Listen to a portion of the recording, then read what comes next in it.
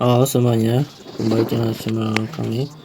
Nah, ini ada sekitar kejadian yang sangat luar biasa, yaitu banjir bandang, terutama di kota-kota di Jepang. Hujan yang sangat deras terus menerus terjadinya di wilayah bagian Jepang, bagian barat dari Jepang, mengakibatkan banjir karena bencana banjir lumpur meluas dan menghancurkan tempat-tempat.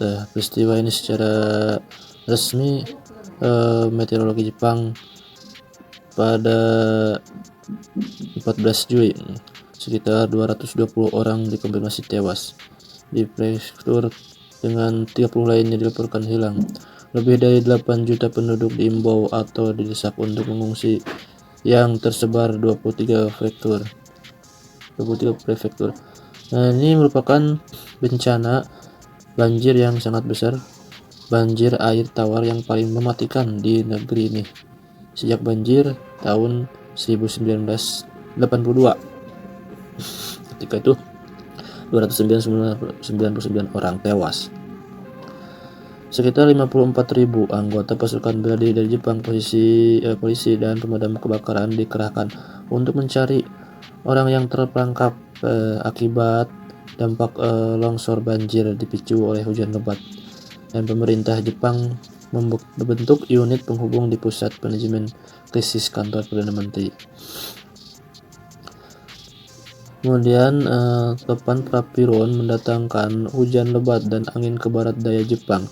Selama beberapa hari berikutnya, aliran selatan dari topan menimbulkan peningkatan kelembaban yang kemudian berinteraksi dengan front stasioner musiman. Banjir mematikan dimulai pada 5 Juli di region Kansai yang diguncang gempa mematikan 3 minggu sebelumnya. Hujan lebat kemudian menyebar ke kota-kota besar, meluas ke barat. Beberapa wilayah mengalami curah hujan 1 jam dan 3 hari terbesar mereka.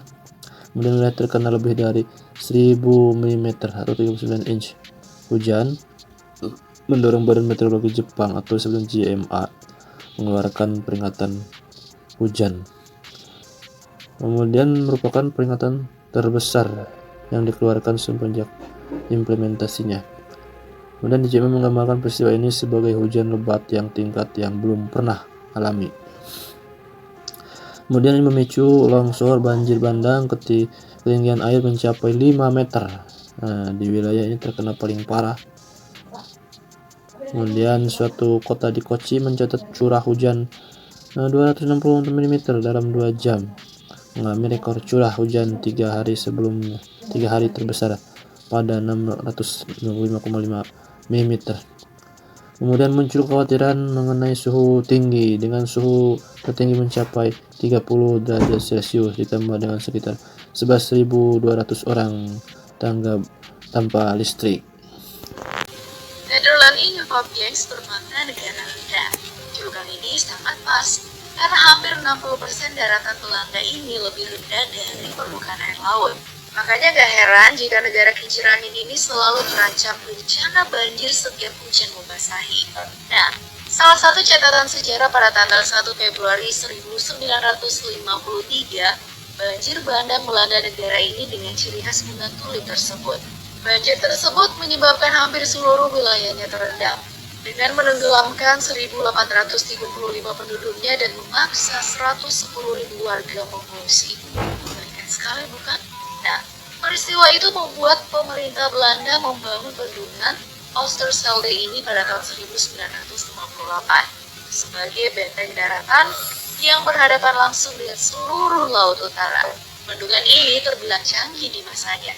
Sudah menggunakan sistem komputerisasi yang secara otomatis akan menutup gerbang jika terjadi badai dari laut utara dan ketinggian air di atas 3 meter. Proyek pembangunan bendungan ini juga sangat menggunakan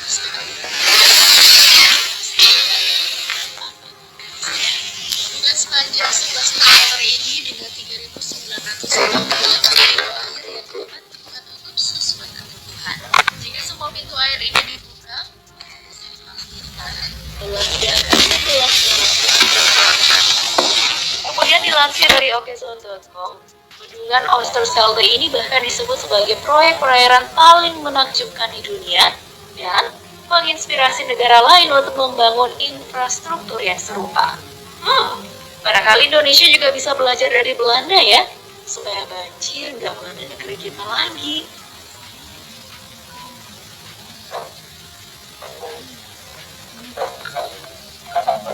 Thames Flood Barrier, Inggris. Sungai Thames ini sangat terkenal sebagai ikon dari Inggris. Tapi ternyata Bob Gaines, sungai tersebut juga dapat meluap dan membanjiri kota London loh. Makanya dibangunlah sistem penghalang banjir berupa Thames Flood Barrier yang menelan anggaran sebesar 682 miliar US dollar atau setara dengan 9.877 triliun rupiah. Wow. Bendungan berupa 9 gerbang baja berongga tersebut dibangun sejak tahun 1974 dan baru dioperasikan mulai tahun 1984. 10 tahun ya. Nah, hingga saat ini nih Bob Gaines, bendungan sepanjang 520 meter ini telah menangkal banjir sebanyak ratusan kali. Dilansir dari kaskus.co.id, bendungan ini diperkirakan dapat bertahan hingga tahun 2070 dan target awalnya hanya sekitar pada tahun 2030. Cara kerja teknologi bendungan canggih ini terletak pada sistem buka tutupnya. Kalau terbuka, gerbangnya dapat memungkinkan air sungai mengalir dengan bebas hingga dapat dilalui oleh kapal. Namun saat tertutup, pintunya dapat diputar ke atas dan memblokir aliran sungai. Wah, sangat berfaedah ya.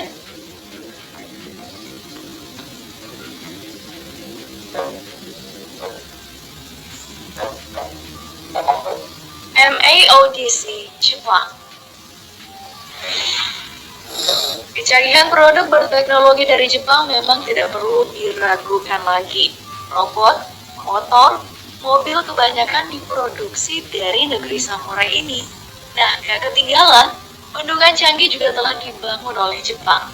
Bahkan teknologi tersebut merupakan sistem anti banjir terbesar sedunia. Bendungan berupa kanal bawah tanah ini bernama Metropolitan Area Outer Underground Discharge Channel atau singkatannya MAODC. Bendungan yang dibangun selama 13 tahun sejak tahun 1993 ini juga dimanfaatkan untuk mencegah banjir. Terbukti bendungan sepanjang 6,3 km ini membuat Tokyo menjadi kota bebas banjir.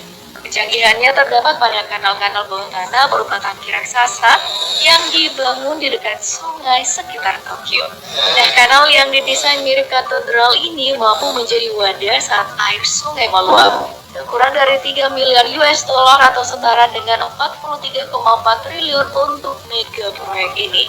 Tapi biaya tersebut sangat worth it lah karena dampaknya sangat luar biasa.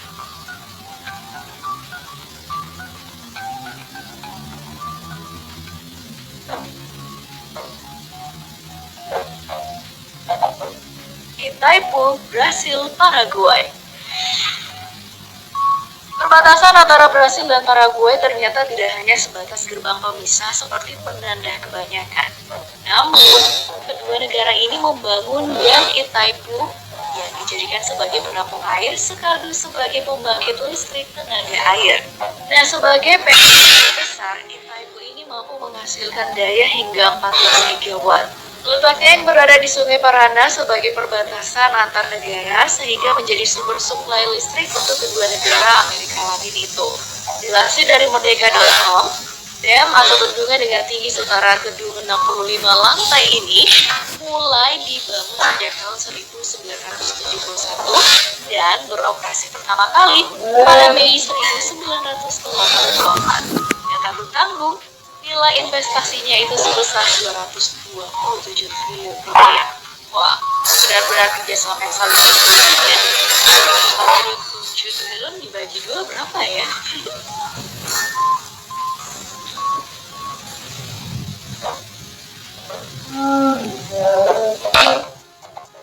Three Gorges, China. Kekuatan baru dunia memang ada di China. Salah satu pembuktiannya itu lewat bendungan canggih yaitu Three Gorges. Bendungan ini terletak di sungai Yangtze, sungai terpanjang ketiga di dunia. Pembangunan bendungan ini memakan waktu cukup lama karena dimulai pada tahun 1944 dan baru selesai pada tahun 2006. Yes, lama banget. Nah, keunggulan bendungan hidroelektrik ini karena memiliki kapasitas yang sangat besar hingga 39,3 km kubik dengan luas permukaan sebesar 1045 km persegi. Hal itu pun berbanding lurus dengan daya listrik yang dapat dihasilkan hingga 80.000 gigawatt. Tapi ternyata proyek senilai 302 triliun rupiah ini cukup kontroversial karena dianggap mengganggu keseimbangan ekologis dengan menenggelamkan 3 desa. Sayang banget ya. Oke, semoga saja pemimpin negara atau pemimpin daerah menyaksikan tayangan ini ya, biar mereka bisa terinspirasi untuk segera membangun bendungan penampung sekaligus pencegah banjir yang berteknologi tinggi. Asalkan jangan kayak di Cina ya, sampai korbanin rakyatnya sendiri. Oke deh. Sebelum ulasan ini berakhir, Bob Gengs, jangan lupa untuk like, share, dan